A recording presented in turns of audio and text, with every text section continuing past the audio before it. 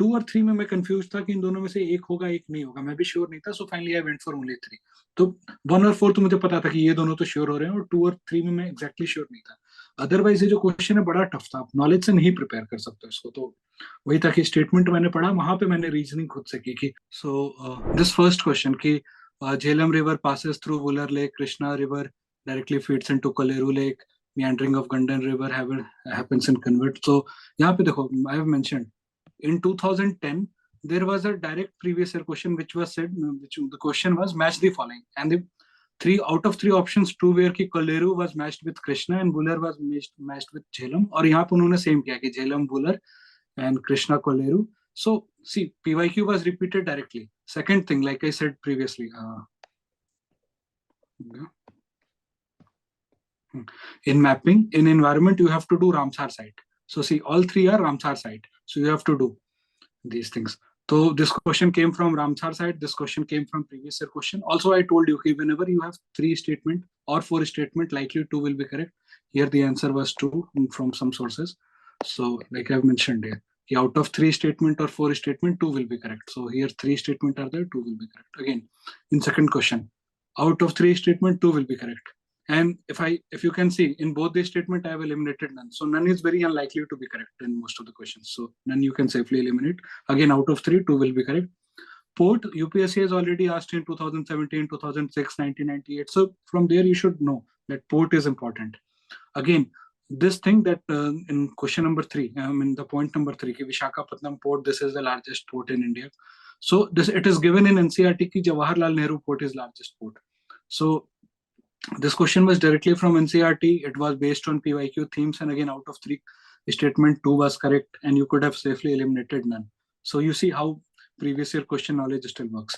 Again, in question number 3, again, out of 3, 2 is correct. You could have eliminated none. This question was directly from NCERT geography, both of class 11 and class 7. And the question talks about out of these 3, which are found in deciduous trees. So deciduous tree, deciduous forest, UPSC has already asked in 2011, 2015. So whatever the question may be in 2011 and 2015, if UPSC is asking about deciduous forest, you should know things about deciduous forest. And teak was again asked in 2021. So if question is about teak in 2021, you should know about teak. So वहां से teak eliminate हो जाता, 1 and 2 correct रहता, you should have known 3. Otherwise, out of 3, 2 is correct. None is very unlikely. Question number 4, you see, this question was actually from Financial Express opinion. So actually they have picked it from there. तो इस level की तैयारी आप नहीं कर सकते हो, but this was directly based on newspaper reading कि अगर आप न्यूज़पेपर पढ़ रहे हो तो ये बन जाता क्वेश्चन नंबर 4. सो मैं वही बोल रहा हूँ कि डोंट रन आफ्टर सोर्सेस कि मैं ये भी पढ़ लूंगा, वो भी पढ़ लूंगा, सब कर लूंगा, ऐसा नहीं होता है. बस जनरल न्यूज़पेपर की रीडिंग रखो, बनता है question. Question number 5, you see, Bhitarkanika mangrove is an option. And Bhitarkanika mangrove has been asked by UPSC in 2011, 2012, 2015, 2017. 4 बार उन्होंने इसको पूछा है. So देखो कितना रिपीट हो रहा है Bhitarkanika mangrove. And again, if you had read about Bhitarkanika mangrove, you could have at least eliminated this option. And the correct option in this question was Run of Kutch, which was a question in 2010. There was a question about Luni River. And in that Luni River, the solution and the option included Run of Kutch. तो आपको वहां से करना पड़ेगा, इस level की PYQ को बनाना पड़ेगा आपको. Question number 6, देखो, ilmenite and rhyolite are sources for which of the following. अब ये बहुत डिफिकल्ट क्वेश्चन था. I have mentioned the source की स्वराज मार्ग आइडियाज एक्सप्लेन्ड. अब स्वराज मार्ग एक मैगजीन है, वहां से ये क्वेश्चन यूपीएससी ने पिक किया. तो there is no way you can prepare from that level. But अब आप स्मार्ट प्रिपरेशन करो, जैसे मैंने बताया कि ilmenite, it was there was a previous year question in 2006 in which the question was which of the following is found in coast of Kerala, and among the options there was this ilmenite. और यहाँ भी क्या लिखा कि ilmenite and rhyolite are abundantly available in certain coastal tracts of India. तो same आ गया कि coastal area कहाँ अवेलेबल है, what is this ilmenite हो जाता है. और एक मैंने आपको यहाँ पे बताया था कि when there is a direct question with 4 options, either you go for word matching or you go for odd one out. यहाँ पे देखो, there is a direct question with 4 options. और यहाँ पे देखो, aluminium, copper, iron, we all know their ore.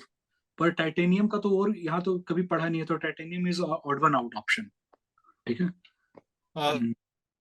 Just to add one thing guys, context में देखते हैं. ऑड वन आउट ऐसा नहीं है कि सिर्फ 2023 के पेपर में अप्लाई हुआ है. Across the years there will be at least few questions जहां पर आप ऑड वन आउट अप्लाई कर सकते हो. एक क्वेश्चन जो मेरे दिमाग में अभी आ रहा है, a few years ago UPSC had asked कि which of the following countries is not part of the Gulf Cooperation Council. There were 3 Sunni countries, 3 Arab countries, and the fourth option was Iran. अगर हमको answer नहीं पता है तो एक safe risk हमको अगर लेना है, we could take that safe risk in favour of Iran, because Iran was the odd one out. बाकी के सारे जो कंट्रीज थे, those were Sunni, those were Arab. Similarly question number 6 जो अभी डिस्कस किया है विद्यांशु ने, ऑड वन आउट सिमिलर तरीके से यहां भी अप्लाई होता है. I hope it make sense everyone. Yes Vidyanshu. Again थोड़ा जल्दी जल्दी करेंगे, ज्यादा टाइम नहीं है. तो लाइक क्वेश्चन नंबर 8, तो IR बेस्ड क्वेश्चन ये in 2020 they asked about world rivers कुछ आए थे. So from there you should have this idea कि वर्ल्ड रिवर्स आर इंपॉर्टेंट. तो सेम थीम रिपीट होगा कि now they are asking about Congo basin में कौन सी कंट्री है. So from 2020 question themes itself, जो मैं बोल रहा था कि you should know about themes, so that time there was some question about world reverse, you should no. Again in question number 9 they have asked about Amarkantak hill, Biligiri Rangan hills, Seshachalam hills. तो क्या है कि UPSC has asked a lot about hills in the past year questions, so you should have an idea कि hills are important. जब map करो तो India के hills पता होने चाहिए. Also 2 और 3 में जो ये लिखा है Biligiri Rangan and Seshachalam, both of them are national park wildlife sanctuary type of things. And in 2020 I already mentioned कि around 8 to 10 questions came from national park and wildlife sanctuary. So from there you should have an idea that national park wildlife sanctuary, these are very important area, these are UPSC's favorite. तो अगर आपको hills नहीं भी पता होता पर बिलगिरी रंगन national park और Seshachalam wild life sanctuary ये सब पता होता तो वहां से भी you could have solve this question. So see same question repeat नहीं होगा पर थीम रिपीट होंगी. Just to add one thing. हाँ हाँ अच्छा, तुम्हारा, are you done Vidyanshu with this question? हाँ sir done. Okay, just to add one thing, Vidyanshu ने क्लियरली बोल्ड लेटर्स में लिख रखा है, no tricks, no the map. ऐसा नहीं कि आप हर क्वेश्चन में ट्रिक्स, हैक्स, कोड यूज कर पाओगे. Let's be honest to ourselves. जहां पर ट्रिक्स नहीं यूज कर सकते वहां पर तुक्का मारने का कोई फायदा नहीं है. अगर हमको आता है हम अटेम्प्ट करेंगे बेस्ड ऑन और लॉजिक या बेस्ड ऑन और नॉलेज. नहीं आता है छोड़ देंगे. यस विद्यांशु. देखो यहाँ पे मैंने मेंशन कर रखा है कि don't apply tricks in maps. यहाँ पे you need to know the answer. So COC ऊपर मैंने बोला था कि none is very unlikely to be correct, but मैंने बोला है कि don't apply this tricks in map. So in question number 9 and question number 10 both are map based question, दोनों जगह पे none correct answer. So you don't apply tricks in map. तो यहाँ पे again 10 was map based. If you know the map, only then you could have answered question number 10. Again, question number 11. You see, first was कि India depends on coal for most of the electricity production. So coal for electricity production ये past में भी आया था. ये question नहीं था कि whether it is for electricity production, but similar themes पे आया था. तो 2019-20 में भी ऐसे क्वेश्चन आए. Again, because the first statement also talks about कि despite having uranium deposit, so in 2022 there was this question about monazite, thorium. तो आपको आइडिया लगना चाहिए कि यूरेनियम, थोरियम ये सब इंपॉर्टेंट एरियाज आपको पता होना चाहिए यहाँ से. और देखो सेकंड थिंग मैंने यहाँ पे क्या बताया था कि यहाँ पे if you see year, number, percentage, these are wrong. If you can see the screen, year, number, percentage. See here, uranium enriched to the extent of at least 60% is required for electricity production. So I told you कि numbers are very likely to be wrong, percentage are likely to be wrong. तो examiner के लिए बहुत easy है. Actually होगा क्या कि examiner would have picked up a statement कि 20% enrich हमें चाहिए, उसको उसने 20 को change करके 60 कर दिया. So year numbers are there often wrong. ठीक है. एक चीज ऐड करूंगा यहाँ पर पिछले वाले क्वेश्चन पर विद्यांशु. नंबर वाला जो तुम बोल रहे थे उसको थोड़ा सा स्क्रॉल कर सकते हो? हाँ गाइज, यहाँ पर मैं डोमिनेट प्रीलिम्स में जो स्टूडेंट को सिखाता हूँ क्वेश्चन पर विद्यांशु, जो 60% वाला जो तुमने इनकरेक्ट किया ना. हाँ हाँ. सो डोमिनेट प्रीलिम्स के जो क्लासेस में मैं स्टूडेंट को सिखाता हूँ, I ask them to not oversimplify things, and something Vidyanshu will agree with me कि सिर्फ नंबर आ गया मतलब आंख बंद करके ब्लाइंडली हम उसको इनकरेक्ट नहीं मार्क करेंगे. मैं वहां पर एक क्वालिफिकेशन ऐड करता हूं और that qualification is this: if the number is arbitrary then that number is more likely to be wrong. What is an arbitrary number and what is a reasonable number? Say for example, India got independence in 1947. This is not an arbitrary number. This is a very reasonable number. You are expected to know that India became independent in 1947. But if I ask you the DNA of humans and chimpanzees matches to the extent of 90 because being a civil services aspirant, you are not expected to know the exact match between DNA of chimpanzees and humans. That's an arbitrary number. So इस question में ऐसे बहुत सारे examples हैं arbitrary numbers के which you are not expected to know as you are a civil services aspirant and you are not someone who is doing PhD. आप कोई technocrat नहीं हो. So that's one qualification that we should be keeping in mind. Yes, Vidyanshu. Again, question number 12, it was very difficult actually. Marsupials, nobody could solve, but यहाँ पे you read the first statement, it is saying कि marsupials are not naturally found in India. And in 2001, UPSC had asked this question कि marsupial is found in, and then there were options of 4 continents, Asia, Australia, etc. तो in 2001 the option was Australia. तो वहां पे आपको पता हो जाता अगर आपने PYQ किया होता कि marsupials are found in Australia, और first statement same बोल रही है कि marsupials are not naturally found in India. And second statement देखो मैंने क्या बोला था यहाँ पे कि if a statement is of narrow scope या नेगेटिव स्कोप या कांट ओनली, तो ऐसे स्टेटमेंट रॉन्ग होते हैं. यहाँ व्हाट आर दे सेइंग कि marsupial can thrive only in mountain grassland with no predators. तो देखो ओनली नो ये सब स्कोप को बहुत लिमिटेड कर रहा है. हो सकता है वो माउंटेन ग्रासलैंड के अलावा कहीं भी और मिल जाए तो फिर तो ये स्टेटमेंट रॉन्ग हो जाएगा. हो सकता है अगर वो थोड़े से प्रेडेटर के बीच भी सर्वाइव कर जाए तो फिर ये स्टेटमेंट रॉन्ग हो जाए. So it is very difficult for this statement to be correct because ये scope को limit कर रहा है कि सिर्फ they are found in mountain grassland, they are found without any predator. So बहुत limited scope है, this statement is wrong. यही मैं बोल रहा हूँ कि if narrow scope है, can't, only, negative, तो अब blindly wrong नहीं कर देना, but you have to be alert. उस हिसाब से फिर सोचना है, ठीक है? Very briefly, guys, विद्यांशु ने जैसे कहा स्कोप तो नैरो हो रहा है. In other words, क्वेश्चन कहाँ गया? स्कोप तो नैरो हो ही रहा है, but in other words guys emphasis is being added. जो विद्यांशु ने ही कहा उसी को अगर मैं अगले अलग शब्दों में कहूं तो जब यूपीएससी को कोई स्टेटमेंट या कोई ऑप्शन गलत करना होता है, it adds emphasis. This is something that UPSC often follows. जैसे इसमें it can thrive only in XYZ place with no ABC. Emphasis add कर दिया, गलत कर दिया. यस विद्यांशु. या फिर now if you see question number 14, तो मैं क्या बोल रहा था कि UPSC does not expect you to know everything. UPSC wants you to apply your brain in the exam hall. इतना who knows all these things कि कौन सा जानवर रात में एक्टिव है कौन सा दिन में. So what I did in exam hall कि see there is this option number 3 sambar deer कि which of these are active after sunset. तो मैंने एग्जाम में दिमाग लाया कि we have heard this phrase कि he was caught like a deer in headlight. तो वहां से मेरे को याद आया, इंग्लिश में बोलते हैं ये फ्रेज. तो वहां से मेरे को याद आया कि आप एकदम रात में, ये होता है कि मतलब बहुत बार आप वाइल्ड लाइफ डॉक्यूमेंट्रीज में देखोगे गाड़ी की लाइट ऑन करोगे, अगर डियर है तो वो एकदम से स्टंट होके खड़ा हो जाता है कि जैसे उसे शॉक लग गया. तो अगर आप हेडलाइट ऑन कर रहे हो, डियर पकड़ा गया मतलब क्या कि अंधेरा था तभी आपने हेडलाइट ऑन किया, और डियर पकड़ा गया मतलब डियर बाहर था. तो फ्रॉम हियर आई कैलकुलेटेड कि ठीक है, मतलब deer is animal which is active after sunset. And statement 1 की lion tail macaque. So lion tail macaque is a monkey and monkey we have evolved from monkeys. So हम human भी रात में तो एक्टिव होते नहीं है, हमारी नाइट वाली विजन तो है नहीं. सो अगर हमारा नहीं है तो मंकी का भी नहीं होगा. So I eliminated 1 and I was sure कि 3 is correct. But about 2 I did not know, so I have told you the trick कि आउट ऑफ 3 स्टेटमेंट्स कहाँ गया. अगर 4 या 3 स्टेटमेंट हो तो लाइकली 2 करना है, but don't blindly go for it. अगर कुछ एलिमिनेट हो जाए उसके बाद ही. So here I had eliminated 1, I knew 3 is correct. 2 का मेरे को आइडिया नहीं था, I was down to 2 option, so I went for 2 which was correct. Vidyanshu थोड़ा सा इसको अच्छे से और समझते हैं, क्योंकि this is something that is difficult to digest कुछ स्टूडेंट्स के लिए, बिकॉज आंसर डेफिनेटली यहाँ पर नहीं पता and you were able to eliminate 1 of the given 3 items, 3 statements. 2 के बारे में, एक के बारे में आपको पता था और एक के बारे में बिल्कुल नहीं पता था. And then you applied this trick कि 3/4 becomes 2. So isn't there risk involved? So I would say you are very likely to get 50-50 chances है basically. You can get it right, you can get it wrong.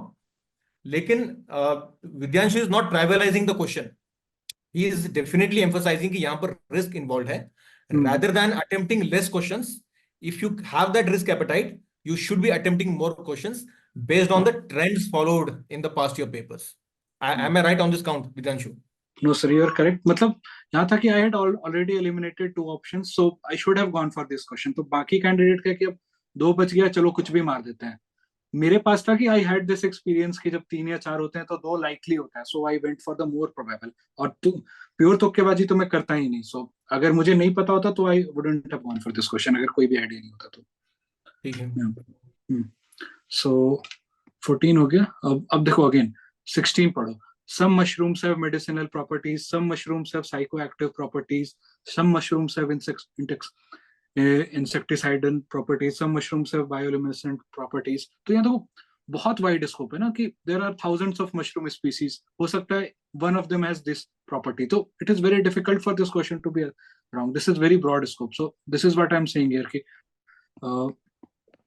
यहाँ पे अगर बहुत broad statement है, generic statement है, सो यहाँ पे हो सकता है, सो यहाँ पे ऑल करेक्ट था। और आई हैव आल्सो मेंशन्ड कि अगर question is about science and tech या science and tech plus environment, तो यहाँ पे all correct you can go, otherwise all correct नहीं होता है। तो यहाँ पे मैंने ऐसे ही किया था। Question number 17 was very difficult, मुझे पता नहीं था स्क्वायरल का क्या है। Again I could have gone blindly कि 3 में से 2 मार दूं, पर मैं ये काम नहीं करता हूँ। अगर मुझे नहीं idea, I don't go for those questions. Again, your question number 18. Again, आप देखो बहुत wide possibility. Some microorganism can grow in environment of boiling point. Some microorganism can grow in temperature with freezing point. तो बहुत wide possibility. There are millions of microorganisms. तो यहाँ पे तीनों correct था. Question number 19. यहाँ पे बाद में हम लोग थोड़े क्वेश्चन स्किप मारेंगे, पर शुरू के क्वेश्चंस बहुत अच्छे हैं, तो मैं डिस्कस करूँ। क्वेश्चन नंबर 19 में देखो, यही मैं बोल रहा था कि question UPSC does not expect you to know everything, आप एग्जाम में दिमाग लगाओ। तो यहाँ पे क्या पूछा है कि which of the following makes a tool with a stick to scrape insect from hole in a tree और अ लॉग ऑफ वुड। तो यहाँ पे था कि वो इंसेक्ट वो वुड को निकालता है, उसको ट्री में डालता है, उससे वो इंसेक्ट निकालता है। तो ये बड़ा एनिमल ह्यूमन लाइक बिहेवियर है, तो मैंने ह्यूमन को ओरंगुटैन से कनेक्ट किया। और सेकंड मैंने क्या बताया था कि जब आपके पास डायरेक्ट 4 ऑप्शंस आते हैं तो आप ऑड वन आउट पे जा सकते हो, क्वेश्चंस विद 4 डायरेक्ट ऑप्शन।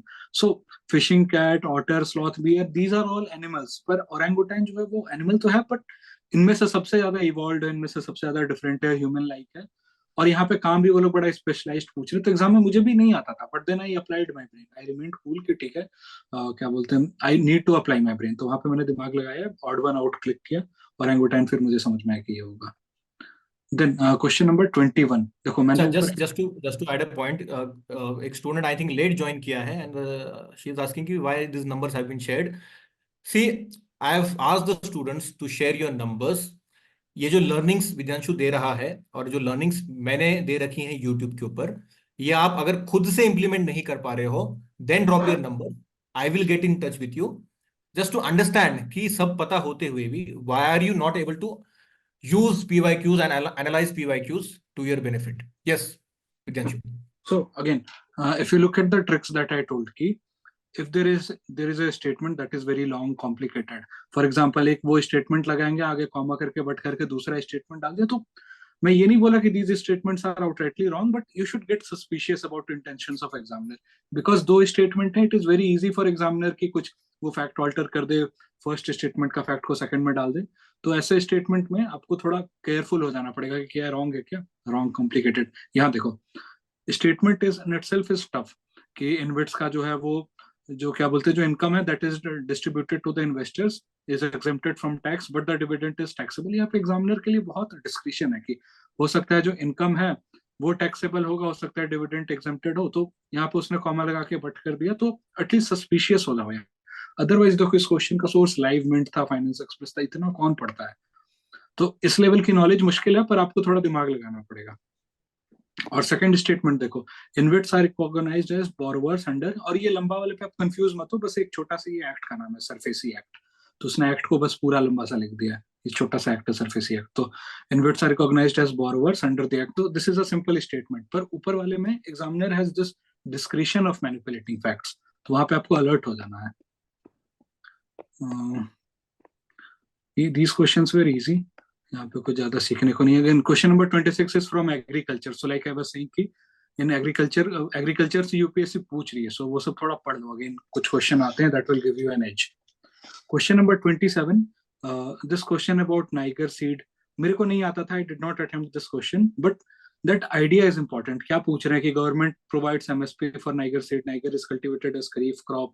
तो एक्चुअली ये एमएसपी यूपीएससी ने 2018 में भी पूछा था, 2020 में भी पूछा था। सो यू शुड नो कि एमएसपी क्या है, कौन से क्रॉप का मिलता है, रबी कौन सा है, खरीफ कौन सा है। So that theme is being asked again and again. सो मैं जो बोल रहा था कि थीम गेट्स रिपीटेड। ये क्वेश्चन बहुत टफ था, मैंने अटेम्प्ट नहीं किया, तुक्केबाजी में करता नहीं हूँ, पर वो थीम आ रही है यहाँ पे। अगेन क्वेश्चन नंबर 28, उन्होंने पूछा है कि how many of the above are considered intangible investment. तो देखो इंटेंजिबल ना, UPSC 2018 UPSC asked about this कि इंटेंजिबल क्या है, टेंजिबल क्या है। तो अगर 2018 में उन्होंने पूछा, सो यू शुड नो कि what is tangible, what are the concept, वो कॉन्सेप्ट लगाओ। और फिर आप बोलोगे कि सर आपने तो बोला था कि 4 में 2 करेक्ट होता है। तो मैंने ये भी बोला ना कि ब्लाइंडली मत करो, पहले अपनी नॉलेज लगाओ। When you are down to 1 और 2 ऑप्शंस, तब इसको लगाना। तो इसका आंसर 3 था, वो ट्रिक काम नहीं करती यहाँ पे। But UPSC just to wants add, to. या कंटिन्यू। हाँ सर, आप बोलिए बोलिए, हो गया मेरा। Just to add this thing, जैसे विद्यांशु ने कहा कि अगर यूपीएससी ने इंटेंजिबल एस्पेक्ट्स पर क्वेश्चन पूछ रखा है, आपको पता होना चाहिए what things are intangible, what are tangible, क्योंकि यूपीएससी ने 23 में फिर से ये पूछ लिया। This is very similar to the question that we just discussed a few moments ago. Lemon grass पर यूपीएससी ने क्वेश्चन पूछा था, और डोमिनेट प्रीलिम्स की उस क्लास में हमने अलग अलग means of mosquito control discuss किए थे। One of those was Wolbachia. Very similar to what he is saying. पिछले जो थीम्स आ चुके हैं उस पर बेस्ड आपको फर्दर नॉलेज होना चाहिए, at least to the basic level. That is most expected from you as a serious civil service aspirant. Yes Vidyanshu. Again, question number 29, आप देखो 15th फाइनेंस कमीशन, वो it has been in news quite a lot. And I was telling you कि अगर 5 statement है then 3 will be correct, अगर 4 है तो 2 will be correct. तो यहाँ पे देखो 5 ऑप्शन दिए हैं, 1 2 3 4 5, ओनली 3 इज करेक्ट। तो again don't blindly go for it, but जब आप कंफ्यूज्ड हो तो this thing will help you कि 5 में से 3 करेक्ट होता है। अगेन इन क्वेश्चन नंबर 30, मैं ब्लाइंडली नहीं गया कि 4 दिए हैं तो 2 मार देता हूँ आंख बंद करके, मैंने ऑप्शन पढ़े। So what is the statement? It is saying कि सस्टेनेबल इन्वेस्टमेंट इन इंफ्रास्ट्रक्चर। तो अगर आपको इंफ्रा में सस्टेनेबल इन्वेस्टमेंट करना है तो ऑप्शन है अफोर्डेबल हाउसिंग वेरी लाइकली, 4 वाला रिन्यूएबल एनर्जी वेरी लाइकली। 2 और 3 में मैं कंफ्यूज था कि इन दोनों में से एक होगा एक नहीं होगा, मैं भी श्योर नहीं था। So finally I went for only 3। तो 1 और 4 तो मुझे पता था कि ये दोनों तो श्योर हो रहे हैं, और 2 और 3 में मैं एग्जैक्टली श्योर नहीं था। अदरवाइज ये जो क्वेश्चन है बड़ा टफ था, आप नॉलेज से नहीं प्रिपेयर कर सकते इसको। तो वही था कि स्टेटमेंट मैंने पढ़ा, वहां पे मैंने रीजनिंग खुद से की कि what can be sustainable investment in infrastructure. 31 is directly from Laxmikanth, तो ऐसा करना नहीं था, कोई दिक्कत नहीं थी इसमें। Ayush will take your questions. You will take your questions during Q&A. हाँ Hold on, please. हाँ, एक बार इसको फिनिश कर लेते, then we will take all the questions. ठीक है, फिर देखो 32 का statement number 1, prisons are managed by state government. ये एज इट इज पीवाईक्यू 2021 में भी यही क्वेश्चन आया था कि स्टेट गवर्नमेंट जो है वो प्रिजन को मैनेज करती है। So you are suppose to know these things, act से मैनेज करती है, फुल बैकग्राउंड तो पढ़ना पड़ेगा। So 32 was again based on PYQ. 33, chief purpose of constitution, this is a question from PYQ 2017। 2017 में भी सेम क्वेश्चन आया था। सो देखो क्वेश्चन रिपीट हो रहे हैं, थीम रिपीट हो रहा है। 34 में अगेन देखो, इस क्वेश्चन का आंसर ना फर्स्ट अमेंडमेंट है 34 में। सो इन 2019 they asked a question that who was prime minister when first amendment happened. This linkage is very interesting. हाँ, Yeah. so in 2019 if they are asking you कि who was prime minister when first amendment happened, मतलब आपको अब first amendment भी समझना पड़ेगा, किस context में हुआ ये समझना पड़ेगा। अगर पीएम नेहरू जी थे तो नेहरू जी ने क्यों किया। तो यूपीएससी चाहती है आप सब पढ़ो। अब ये क्वेश्चन इसका सीधा सीधा आंसर फर्स्ट अमेंडमेंट था। तो had you if you had read first amendment तो आपसे ये बन जाना चाहिए था। तो 34 ऐसा था। तो वही पीवाईक्यू इज मतलब बहुत बेसिक चीज है इस एग्जाम को क्लियर करने को, उसके बिना ये चीज हम ऑलरेडी डिस्कस कर चुके थे। डोमिनेट प्रिंस जो लास्ट ईयर का था, जवाहरलाल नेहरू वाला जो क्वेश्चन आया था, 9th schedule, first amendment and other things. ऐसे नहीं कि फर्स्ट अमेंडमेंट पर रुक गए थे, थोड़ा और ब्रॉड पढ़ना पड़ता है, because you never know UPSC कितना ब्रॉड लेवल पर जाके क्वेश्चन पूछेगी। But yes, my students were well prepared for this question as well. Direct question आया था। Yes Vidyanshu. Then 35 is direct from Laxmikanth, so वो तो इजी था। 36 में देखो first and second statement is directly from Laxmikanth, so again it is easy. फिर मैंने आपको क्या बताया था, स्टेटमेंट 3 देखो कि when a bill is presented to the president the constitution prescribe time limits. ठीक है, मैंने आपको क्या बताया यहाँ पे कि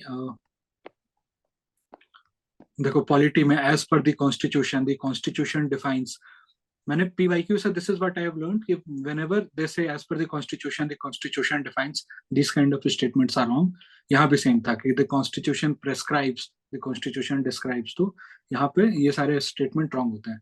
37 वाला फाइनेंस बिल मनी बिल भर भर के बहुत बार आए हैं पास्ट में. 2018 में तो बड़ा डिफिकल्ट एक क्वेश्चन आया था finance bill and money bill पे. तो अगर 2018 में यूपीएससी ने पूछा था फाइनेंस बिल मनी बिल पे, तो you are suppose to know everything from there. ठीक है. और लाइक देखो 39 वाला, ये जो क्वेश्चन यूपीएससी ने पिक किया है ये ईपीडब्ल्यू से, इकोनॉमिक एंड पॉलिटिकल वीकली से. So there is no way you can prepare to that extent. पर शेड्यूल एरिया पास्ट में भी यूपीएससी ने पूछा है 2019 में, 2022 में. सो अगर वो 2 बार पूछ रहे हैं, so you are suppose to know schedule areas. So आप वहां जाओ, उसको ढंग से प्रिपेयर करो, तभी ये क्वेश्चन बनेगा. Another thing I told you guys कि ऊपर में यहाँ पे कि मिनिस्ट्री वाला, हाँ, name of any organisation, any body, it is likely to be incorrect. क्यों? बिकॉज एग्जामिनर के पास बहुत इजी है उस स्टेटमेंट को ट्विक करना. सो आप स्टेटमेंट 3 पढ़ो. Chief ministers of concerned state are required to submit their annual report to union home ministry. I told you कि ऑर्गेनाइजेशन, मिनिस्ट्री, ये सब रॉन्ग होती है. और देखो यहाँ भी वही कि 3 स्टेटमेंट है, 2 सही हो रहा है, none is very unlikely to be correct. Question number 40 में यहाँ पर 39 में विद्यांशु, स्टूडेंट्स थोड़ा ऊपर लोग, थर्ड स्टेटमेंट जो हमने बड़ी आसानी से एलिमिनेट कर दिया कि ये स्टेटमेंट तो गलत ही हो सकता है, लेकिन जो स्टूडेंट्स जिन्होंने पीवाईक्यू एंकरिंग नहीं की है काफी स्ट्रक्चर्ड तरीके से, या अभी नया पढ़ना शुरू किया 2024 में फर्स्ट अटेम्प्ट दे रहे होंगे, उनको थोड़ा सा ये डिफिकल्ट लग सकता है ये वाला लिंकेज जो हमने बोल दिया कि स्टेटमेंट 3 में because the name of union home ministry is given so it is wrong. लेकिन the point Vidyanshu is making and the point we are making कि प्रैक्टिस के बाद बड़ी आसानी से ये दिखने लगता है कि कौन सा statement is more likely to wrong and which is more likely to be correct. Practice के साथ ये चीज आएगी. अभी तो खाली ब्रॉड लेवल पर हम समझ रहे हैं. यस विद्यांशु.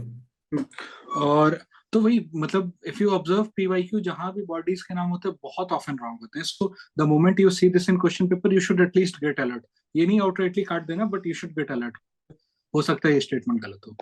क्वेश्चन नंबर 40 में अगेन अभी मैंने आपको बताया था कि whenever they say the as per the constitution defines, those kind of statements are wrong. तो देखो 40 का statement 2, article 335 of constitution of India defines the term. तो ऐसे स्टेटमेंट रॉन्ग होते हैं. पूरा हमने पीवाईक्यू से यही सीखा. Next question number 41 was tough, but बहुत बार people ask कि what all NCERTs are important, which NCERT we should do. तो for the sake of that I have put it here कि this question कि which of the following region Dhania Katkao is located? Andhra.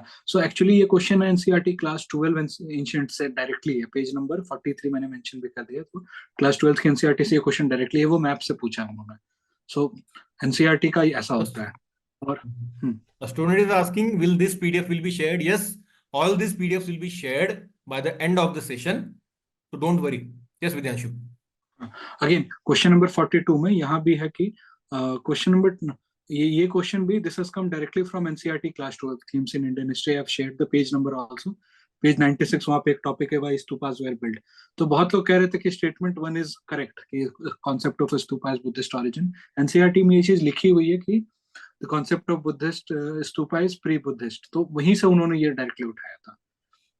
और 43 वाला पोम्पुआर मुचेरी तो आई showed you कि this is in my notes. Otherwise this question is from Upinder Singh book which is like I think around 1000 page book. तो आप अगर पढ़ना चाहो 1000 page की बुक तो ठीक है, अदरवाइज मेरे नोट से तो ये क्वेश्चन डायरेक्टली आ गया था. और यू सी कि आई एम नॉट क्लेमिंग कि 41 42 केम फ्रॉम माय नोट्स. तो ancient medieval is very tough. सब कुछ मेरे नोट से नहीं आता, ना मैं एक्सपेक्ट करता हूँ कि मुझे सब आते होंगे. आई एम मोर कंसर्न्ड कि जब 43 आए तो वो मेरे से बन जाए. Question number 44 again this came from Upinder Singh book, very tough, but ऐसा है कि UPSC is asking a lot of questions from Sangam literature. पांच सेक्शन में मैंने दिखाया था संगम लिटरेचर का क्वेश्चन, तो वो आपको करना है. संगम लिटरेचर इज इंपॉर्टेंट. तो वही थीम रिपीट हो गया है कि संगम पोएट का लास्ट मैंने आपको दिखाया था कि वो पूछ रहे थे संगम में कास्ट वाला था कि were they aware about caste, और यहाँ पे उन्होंने पूछ दिया पोएट्स के बारे में. 45 में ये सारे किंगडम्स मेरे नोट्स में थे, आप मेरे नोट्स को देख लेना, वहां पे मिल जाएगा. 46 आई ऑलरेडी शोड यू, ये देवी चंद्रगुप्ता, वो बिल्हाना, ये सब मेरे नोट्स में था. 47 again I showed you, this was in my notes. 48 was also in my notes. ठीक है. 49 you could have eliminated and you could have solved it from my notes. फिर 50 every year UPSC is asking a question from this pre-British era acts. तो हर साल वो आ रहा है, इस साल भी उन्होंने पूछा. So that theme is getting repeated again and again कि British era act आएंगे आपको. 51 I already told you कि organization is largely supposed to be wrong. और 2 और 3 स्टेटमेंट जो है वहां पे वो गवर्नमेंट की पॉजिटिव स्कीम्स के बारे में बात करें तो ऐसा मोस्टली करेक्ट होता है यहाँ पे. 53 देखो, carbon fibres one used can not be recycled, तो ये बड़ा लिमिटेड स्कोप है कि can not be recycled. What if tomorrow I make a new carbon fibre which can be recycled, तो ऐसे स्टेटमेंट रॉन्ग होते हैं. 54 is about function of accelerometer, तो ये दे हैव गिवन 3 स्टेटमेंट की कार्स कोलिजन एक्सीडेंट एटसेट्रा, तो this is application based science and tech question, तो यहाँ पे ऑल करेक्ट होता है. 55 just to add one point, Vidyanshu, science and tech में ऑल करेक्ट ये वाला ट्रिक तो हम अप्लाई कर रहे हैं, but guys please don't apply it blindly. Science and tech में कुछ क्वेश्चंस ऐसे भी आ रहे हैं जिसमें ऑल आंसर नहीं है, वहां भी एक क्वालिफिकेशन ऐड होता है जो मैंने डोमिनेट प्रीलिम्स में अपने स्टूडेंट्स को सिखाया है और अभी आने वाले दिनों में सिखाने वाला हूं. सो ओवर सिंप्लीफिकेशन नहीं करना है. साइंस एंड टेक है ये और एनवायरमेंट है, तो डायरेक्टली ऑल करेक्ट हो गए ही. पहले नॉलेज अप्लाई करो, उसके बाद ट्रिक. Correct sir. या उसके बाद जैसे देखो मैंने बताया यहाँ पे कि अगर मैच दी फॉलोइंग है या दो चीज में एक स्टेटमेंट है या दो अलग अलग स्टेटमेंट है, तो कीप एन आई की शायद यूपीएससी ने डेफिनेशन को स्वैप कर दिया हो. तो 56 में सेम थिंग हैपेंड कि सेफाइड्स का डेफिनेशन नीचे था और निबुला का ऊपर था, तो UPSC simply swap the definition. तो एग्जाम में अगर आपको नहीं भी आता तो एटलीस्ट एक उस नजर से एक बार देख लो क्वेश्चन को कि what if have they swap the definition. और question number 57, this question came from again Swaraj Marg magazine. No one can prepare from that level. In exam I applied my brain. Australia का आई हैव नेवर हर्ड कि they have a satellite navigation. Canada का again I pay attention guys, now this question is very important, और ऐसे वाले questions expected है आने वाले paper में भी, व्हिच आर मोर इंप्लाइड, अगर आंसर सही से नहीं पता है. Yes Vidyanshu. Yeah, so in exam, like I told you, UPSC does not expect you to know everything. UPSC expects you to apply your brain. So in the exam, I applied my brain. कि ठीक, Australia का I have never heard about any space program. Canada का again I have never heard anything they have done related to space. Israel is a very small nation. Why would they need satellite navigation? उनका तो छोटा सा देश है. Japan का we have heard lot of space programs. वो Hayabusa probe था उनका, एस्टेरॉयड ryugu में अभी रिसेंटली वो मून पे भी उनका प्रोब गया. तो सैटेलाइट नेविगेशन है, तो आई फेल्ट कि ठीक है जापान स्पेस मिशन कर रही है, मे बी टेक्नोलॉजिकली एडवांस भी है काफी जापान, हम सब जानते हैं. या सो एग्जाम में you have to apply your brain, you can not know everything, you have to reason with yourself. और देखो यहाँ पे मैंने बोला है कि कीप एन आई की हो सकता है जब दो स्टेटमेंट दिए हो या एक स्टेटमेंट में दो चीजों को डिफाइन करो तो वो डेफिनेशन को स्वैप करेगा. यहाँ पे they have done precisely same thing in 58 की ballistic missile and cruise missile का उन्होंने पूछा है. So ballistic missile is actually rocket powered and cruise missile is jet propelled, तो वो उन्होंने स्वैप कर दिया था. सेम इन स्टेटमेंट 2 आल्सो कि बैलिस्टिक अग्नि 5 जो है वो एक्चुअली में आईसीबीएम है और जो ब्रह्मोस है वो क्रूज मिसाइल है. So they have swapped the definition. So दोनों स्टेटमेंट रॉन्ग थे, they have swapped the things. So जहां भी दो दो चीज को डिफाइन कर रहा है या दो स्टेटमेंट में डेफिनेशन है, सो एटलीस्ट कीप एन आई के have their swapped the things. तो वहां से उस पर्सपेक्टिव से आपको चीजों को एनालाइज करना है. देखो question number 59, gold mining is a source of pollution. बहुत जेनरिक हो सकता है यार, गोल्ड माइनिंग में हो सकता है हम लोग 1000 डिफरेंट एक्टिविटीज करें, हो सकता है कहीं से मरकरी पोल्यूशन आ जाए. अगर अभी तक नहीं हो रहा, व्हाट इफ किसी दूसरे देश में नया टेक्निक से गोल्ड माइनिंग होती है, उसके एक स्टेप में मरकरी आता है पोल्यूशन में. इसको अदरवाइज प्रूफ करना बहुत मुश्किल है, तो ये करेक्ट होंगे. Coal based thermal power plant में कॉज मरकरी पोल्यूशन हो सकता है यार. कोल बेस्ड प्लांट है, it has 1000 different steps to generate electricity. There are 1000 of different designs of coal based power plant, तो इसको आप अदरवाइज प्रूफ नहीं कर सकते. क्वेश्चन नंबर 60 में again to add a point 59 में गाइस थोड़ा सा यहाँ पर रियलिस्टिकली भी देखते हैं. स्टेटमेंट 1 स्टेटमेंट 2 तो जेनेरिक है, आसानी से हम लोग इसको सही अज्यूम कर सकते हैं गिवन कि आंसर हमको नहीं पता, और इन चीजों का जैसे विद्यांशु ने कहा हमको आंसर पता नहीं होता. बट स्टेटमेंट 3 को लेकर कई सारे स्टूडेंट्स कंफ्यूज हो गए थे एग्जामिनेशन हॉल में, क्योंकि उसमें लिखा है कि there is no known safe level. तो उनको लगा कि भाई यूपीएससी यहाँ पर निगेशन कर रही है, निगेट कर रही है, एम्फेसिस ऐड कर रही है. सो वर्स्ट केस में at least you have a 50-50% chance of getting it right. और असली एग्जाम में आप कितने भी लॉजिक सीख लो, कुछ क्वेश्चंस में आपके लॉजिक्स गलत होंगे, फाइन, लेकिन प्रैक्टिस के बाद ज्यादा आपका स्ट्राइक रेट बढ़ेगा and you will get more correct. This is after practice. Yes Vidyanshu. So again, if you see question number 60, green hydrogen, it can be used, it can be blended, it can be used. तो again बहुत wide scope है ना, it can be used. अगर दुनिया में कहीं भी हो जाए तो it can be used. तो बहुत wide scope है, so this option is correct. Again 62, if you see, so this question has come directly from NCERT. There is a topic called as solar radiation, so it is directly from there. So in geography, NCERT becomes important. And again, if you see question number first statement, कि radiation is about 10 times. Second statement की रफली 2/3 of the installation. तो आई told you कि number जहाँ पे है be careful, हो सकता है वो गलत हो। और डी वाला कि it is part of visible spectrum, so we have read कि there is a infrared, there is a visible spectrum, there is ultraviolet spectrum, so अलग अलग spectrum, so it doesn't make any sense कि infrared is part of visible spectrum, दोनों अलग अलग हैं। so सी ही option बचता था वहां पे। क्वेश्चन नंबर 63 में देखो, जो फर्स्ट स्टेटमेंट है कि the soil of tropical rain forest is rich in nutrient. 2011 में, 12 साल पहले यूपीएससी ने सेम पूछा था। I have written it on the top with green colour कि soil of tropical rain forest is deficient in nutrient. Same question को उन्होंने उठा लिया 2011 से, डिफिशिएंट को रिच बना दिया, so this statement was wrong. ठीक है। और ये 2021 में भी सिमिलर क्वेश्चन आया था विद जो स्टेटमेंट 2 है ना, this was from 2021, a organic decomposition of organic matter. तो UPSC is asking repeatedly from PYQ themes. 64 वाला, this temperature variation in continent and ocean in 2023, again they had asked this question, can annual temperature contrast between land and coast। तो same question को उन्होंने पूछा है। अब अगर if you had read that topic तो ये भी हो जाता यहाँ पे। 65 is directly from NCERT। 66 में again आप देखो, with reference to power plant, thermal power plant of coal based, none of them uses sea water। अगर एक ने भी कर लिया तो none of them is in water stressed district, none of them is privately owned। तो ये बहुत नेगेटिव, इसको डिफाई करना बहुत ईजी है। व्हाट इफ अगर एक ने भी किया हो। 67 वोल्बाचिया मेथड सर ने बताया आपको कैसे मॉस्किटो वाला था। 68 में देखो, ये क्वेश्चन बीबीसी से आया, आप कैसे इतना पढ़ लोगे, पर अगर आप दिमाग लगाओ साइंस एंड टेक का कि चलो पॉसिबल है, तो ये हो जाता है ऐसा। और 69 70 आर मोस्ट इंटरेस्टिंग, ये मैं सबसे अच्छे से समझाता हूँ। बहुत इंटरेस्टिंग है। हाँ 69 70 या हाँ, तो like I showed you here कि if there is a question with 4 direct option, तो आइदर आप ऑड वन आउट पे जा सकते हो या फिर आप वर्ड मैचिंग पे जा सकते हो, because UPSC does not expect you कि आपको सब पता हो। You should apply your brain in the exam itself. So see question number 69, I have mentioned the source, it came from the Economist. अब इतना कौन पढ़ता है, not possible to know these things. मैंने एग्जाम में दिमाग लगाया, मैं ये सब क्वेश्चन देख के ही खुश हो जाता हूँ कि UPSC wants me to apply my brain. So you see, they have used the word aerial metagenomics. ये किसको रेफर करता है? So aerial, I found the word air, I have highlighted both of them in yellow. So first statement, aerial, मुझे air मिल गया। Then you see this purple colour, genomics, so gene is related, genomics is related to our DNA, and meta is something at broader scale, so meta is with green at one go। so पूरे habitat को आपने एक बार में कर लिया, meta, gene related to DNA, aerial related to air, I got the answer from word relation। और statement 2 कि avian species in a habitat, इसका scope limited है when we are talking about something in meta। state option C, it talks about blood sample। now the question itself talks about genomics, so अब genomics और blood sample तो अलग अलग चीजें हैं। और statement D, sending drones to collect plant and animal from land surface and water bodies. देखो कितना फैक्चुअल है, कितना लंबा है। एग्जामिनर अगर एक स्टेटमेंट को भी ऑल्टर कर दे तो यहाँ पे वो स्टेटमेंट रॉन्ग हो जाएगा। So statement 1 was correct. Statement question number 70 again, यहाँ मैंने क्या किया कि this micro satellite DNA, so I applied my brain कि satellite, like Soviet Union used to have satellite state जिसको वो इनडायरेक्टली कंट्रोल करता था, जिससे उनका रिलेशन था।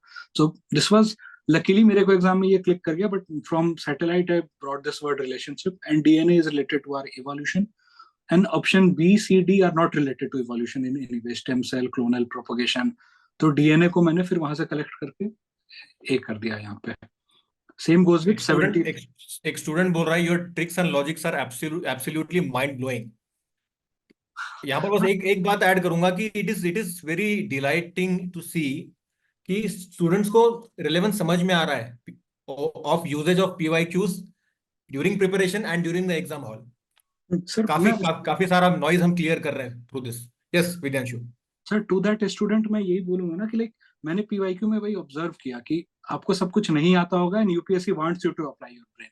तो ऐसे क्वेश्चन देख के मैं परेशान नहीं होता हूँ कि यार ये तो नहीं आता, मैं और खुश खुश होते हो। हो।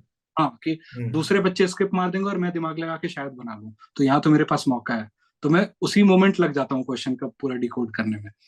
तो ऐसे क्वेश्चन देख के तो मैं बहुत ज्यादा खुश हो जाता हूँ। Same in 70। Ayush please wait till the Q&A session. आप पूछ रहे हो how to develop such understanding by my self.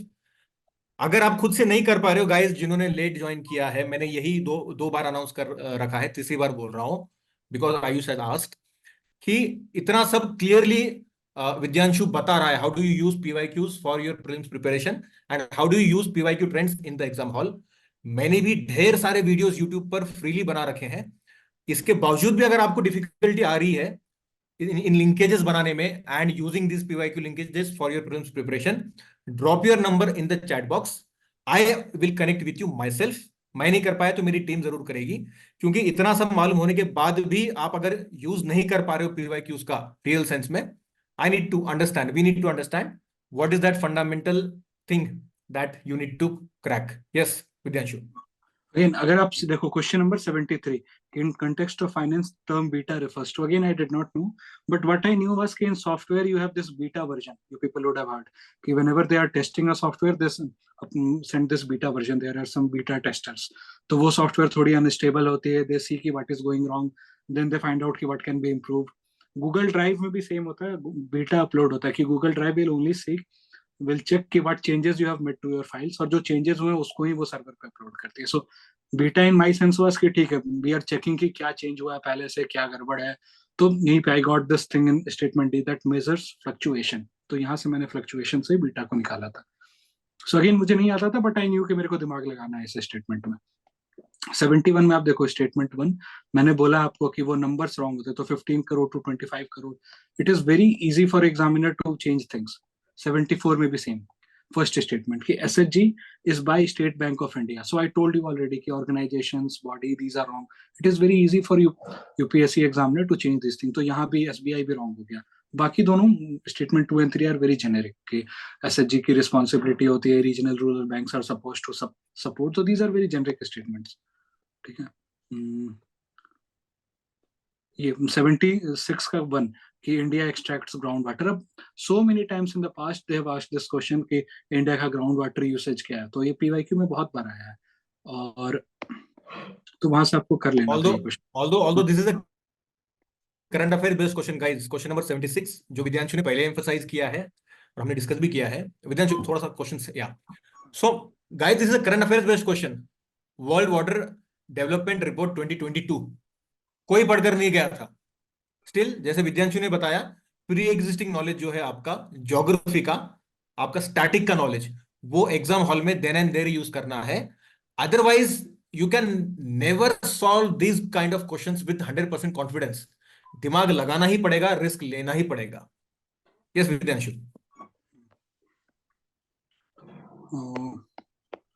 So these are easy. हाँ, like question number 80. So question number 80 was actually tough. I solved this because I knew number of MLAs in each state. तो वहां से मैंने किया था. But you see, 2018 में भी they asked a question about, there was this very क्या बोलते controversial question कि the value of vote of MPs is more in Lok Sabha and Rajya Sabha.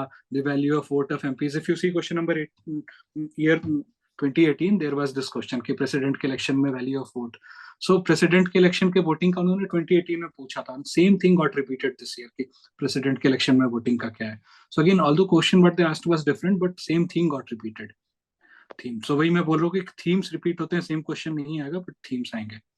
Question number 81, I did not no this question, it was very difficult, I did not attempt it, but just for the sake of it मैंने mention कर दिया कि this came from NCERT class 12 themes in Indian history, page number 98 में Walter relate का नाम है. तो वहां से UPSC ने पूछा, बट मुझे नहीं आता था, आई डिड नॉट अटेम्प्ट इट. और क्वेश्चन नंबर 82 में वही है कि बुद्धिज्म जैनिज्म, आई मेंशनड कि हर साल एक एक क्वेश्चन पूछ रहे हैं, so you should know Buddhism Jainism. और यहाँ भी देखो there are 3 statement out of which 2 were correct. और ये NCERT में है, chapter 4 there is a chapter called age post Mauryan trend in Indian art and culture, art and architecture, तो वहां पे ये तीनों मेंशनड है. So this question is come from NCERT. Again the same trick has been applied. 4/3 becomes 2. Okay, a difficult trick, a difficult linkage, but so far it appears to be true. So we can follow this trend. Yes, Vidyanshu. Again, question number 84. So I have told you, okay, year, number, percentage, these are very likely to be wrong. So you see question number 84. The size of flag is 600 mm by 400 mm. अब who knows all these things? तो यहाँ से UPSC ने actually इसको manipulate कर दिया था, तो ये वाला गलत था. And 2 was very reasonable. मेरी अपनी भी ऑब्जर्वेशन थी कि फ्लैग को तो मैंने इसी शेप में देखा है, 3:2 इज रीजनेबल. वहां पे वन वेरी इंटरेस्टिंग इनपुट विद्यांशु, ये नंबर वाले क्वेश्चन में, फ्लैग वाला क्वेश्चन. अब यहाँ पर दोनों भी स्टेटमेंट्स में नंबर है. Guys please pay attention. पहले स्टेटमेंट में 600 × 400 mm दिया है, सेकंड स्टेटमेंट में 3:2 दिया है. नंबर तो दोनों में है. सो रिमेंबर मैंने क्या कहा था शुरुआत में, डोमिनेट प्रीलिम्स की क्लासेस में मैं जितने भी लॉजिक्स सिखाता हूं उसमें से नंबर से जुड़े हुए जो लॉजिक्स हैं वहां पर एक क्वालिफिकेशन में ऐड करता हूं कि आर्बिट्री नंबर कौन सा है. तो that is one thing. Apart from that, just because we are connected, otherwise these learnings are reserved for my students enrolled in dominant prelims. लेकिन अभी क्योंकि ये क्वेश्चन हम डिस्कस कर रहे हैं, guys, one important trend that UPSC has followed, इस type के क्वेश्चन में अगर दोनों क्वेश्चंस में नंबर आ रहे हैं, then one of the given statement is definitely correct and one of the given statement is definitely wrong. Generally this has been observed. मतलब ये जो गिवन दोनों स्टेटमेंट्स हैं, दोनों एक साथ सही नहीं होंगे और दोनों एक साथ गलत भी नहीं होंगे. This is the most probable case. Okay Vidyanshu. वैसे भी in assertion reasoning there is no option कि both are incorrect, so one of them has to be right. 23 में यूपीएससी ने कोई ऑप्शन बनाया नहीं इस तरह से कि बोथ दो ऑप्शंस आर करेक्ट, लेकिन प्रोबेबली आगे बना भी सकती है. You never no. Yeah. Or statement one, like sir mentioned, कि 600 by 400 is a very arbitrary number, so it is wrong. While 3:2 is very reasonable. Again, 85 में आप देखो, so statement 2. Again, I told you कि years are likely to be wrong. What happened was कि इसका answer was 26 November 1947 was the correct thing. UPSC examiner simply picked up that statement, 47 को 1949 बना दिया, so this was wrong. So that is why I am telling you कि year, number, percentage, the moment you see them, you should be apprehensive. UP examiner तुरंत उसको manipulate कर देता है. 86 में आप देखो, मैंने क्या बोला था कि generic statement, broad statement are correct. तो देखो statement 1 says Switzerland is one of the leading exporters of gold in terms of value. Even if Switzerland is 15th largest exporter, तो भी वो वन ऑफ द लीडिंग कहलाएगा ना. इस statement को आप कैसे, अगर 25th होगा तब भी वो बोलेगा कि out of 200 countries I am 25th, so I am one of the leading. पर सेकंड स्टेटमेंट देखो कि Switzerland has second largest reserve of gold. तो अगेन वही जो मैंने बोला कि numbers are very easy for examiner to be manipulated. तो वो होगा मे बी 10th होगा, 15th होगा, उसने एग्जामिनर ने सेम करेक्ट स्टेटमेंट उठाया, 10th की जगह पे सेकंड घुसा दिया, रॉन्ग हो गया. अदरवाइज किसको पता है इतना इतना तो हमें इंडिया का भी नहीं पता कि इंडिया का कौन सा नंबर एक्सपोर्टर है. यहाँ भी देखो 88 में सेम थिंग कि मैंने आपको बताया number percentage, so India accounts for 3.2% of global export. This number was wrong. Examiner correct statement उठाता है, उसको काट देता है और उसको चेंज कर देता है यहाँ पे. और अब तो we are towards the end. 91 92 दोनों में यही था कि I had some idea but I wasn't exactly sure कि एग्जैक्टली इसमें कितने सही है गलत है. एक दो स्टेटमेंट एलिमिनेट हो रहे थे, एक दो नहीं हो रहे थे. तो फिर 91 and 92 in both of them I went for this trick के 3 में से 2 सही होते हैं. तो वो लकीली मेरा दोनों सही हो गया था. तो मेरे को आइडिया था पर पूरा नहीं था, सो मैं फुल तक्केबाजी नहीं करता हूँ. पर यहाँ पे again in 93 if you see, तो दे हैव, मैंने मेंशन किया था कि whenever you have multiple match the following या multiple statements with definition, so they might swap. So यहाँ पे इन्होंने स्वैप किया है.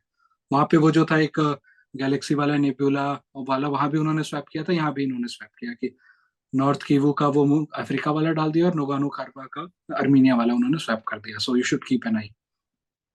94 में अगेन देखो, Israel has established diplomatic relation with some Arab state. This is very generic statement. पर जबकि आप स्टेटमेंट 2 देखो कि Arab peace initiative was mediated by Saudi Arabia, was signed by Israel and Arab League. अब इतने सारे इसमें फैक्ट हैं कि सऊदी अरेबिया ने मीडिएट किया, इजराइल ने साइन किया, किसके साथ किया, तो अरब लीग के साथ किया. It is very easy for examiner to manipulate one of the facts in this statement. So that is why I was telling you, in very complicated statement which is very long, complex, with too many facts, ये सारे statement में apprehensive रहना, very easy for examiner to manipulate things. तो यही पे था कि 1 was correct and 2 was wrong. And 95 में again, yes sir, you want to say something? No, nothing. See these two questions, 95 and 96, sports वाले questions. Sports generally हम पढ़कर नहीं जाते. अवार्ड्स, कौन से अवार्ड्स किस चीज के लिए होते हैं या कौन सा कप किस टूर्नामेंट से जुड़ा होता है. But see how beautifully Vidyanshu was able to solve this question. Also just to add a point, many of my students were able to solve these two questions. यहां पर विद्यांशु को कम से कम पता है 4 जो पुरस्कार, 4 अवार्ड जो दिए गए हैं, उसमें से 2 के बारे में विद्यांशु को पता है. इवन इन द सेकंड वाला क्वेश्चन, एक स्टेटमेंट के बारे में विद्यांशु को पता है. लेकिन सम ऑफ माय स्टूडेंट्स जिनको कुछ भी पता नहीं था स्पोर्ट्स के बारे में, even they marked it correct by using this exact trick. 4 becomes 2. Yes Vidyanshu. Yeah. So यहाँ पे I have told you already कि out of 4 statement 2 are likely to be correct. तो वो था. And other than that I had some idea. दो मुझे पता थे, 2 नहीं पता थे. So I was down to 2 options. So I went for this check. ठीक है, 4 है तो 2 correct होंगे. Same goes with 96 की I knew about statement 1 कि yes it was held in India, बाकी मुझे आइडिया नहीं था, so I went for this trick कि 4 में से 2 सही होते हैं. And again, I was telling you कि in 2 statements UPSC will swap the thing. So if you look at statement number 3 and 4, Very interesting. Yeah. The trophy of winning team in the open section, उसका actual answer था Hamilton Russell, और जो women वाला था जो statement 4 है उसका answer actual में करेक्ट था वीरा मेंचर, तो उन्होंने स्वैप कर दिया था. सो वही मैं बोल रहा हूँ कि जब 2 स्टेटमेंट हो या दोनों में डेफिनेशन हो या एक स्टेटमेंट में 2 डेफिनेशन है और when you have match the following तो keep an eye for swap. So इसमें इतना ही है. क्वेश्चन नंबर 99 लास्ट है कि ग्रीन हाइड्रोजन का significant role, again very wide option, तो कोई भी हो सकता है इसमें. This is it. इतना ही स्टेटमेंट था, मतलब क्वेश्चन पेपर था कि you All right, keep in. guys.